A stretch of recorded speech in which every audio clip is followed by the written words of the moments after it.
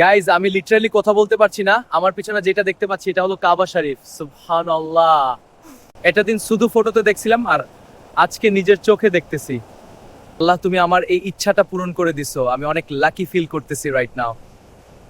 আসসালামু আলাইকুম গাইস, আমি এখন মাদিনায় মসজিদ নাবাইতে সামনে দাঁড়িয়ে আছি।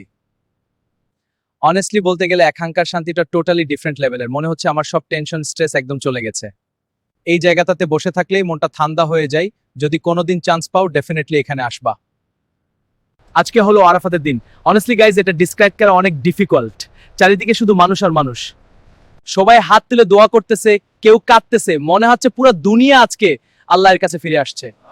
আমি নিজের জন্য সবার জন্য দোয়া করতেছি, আল্লাহ যেন আমাদের সবাইকে মাফ করে দেবেন। গাইজ একটা ইন্টারেস্টিং জিনিস দেখো, আমি এখন মিনাতে আছি আর এখানে শুধু টেন্ট আর টেন্ট, লিটারালি একটা পুরো সিটি বানানো হয়েছে শুধু হাজ্জিদের জন্য।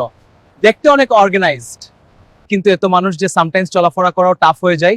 স্টিল এক্সপিরিয়েন্সটা অনেক ইউনিক, লাইফ একবার না দেখলে বোঝা যাবে না। আর রাত হয়ে গেছে কিন্তু মক্কায় কোনো কিছু থামে না। দেখো পিছনে এখনো সবাই তাওয়াফ করতেছে, দোয়া করতেছে।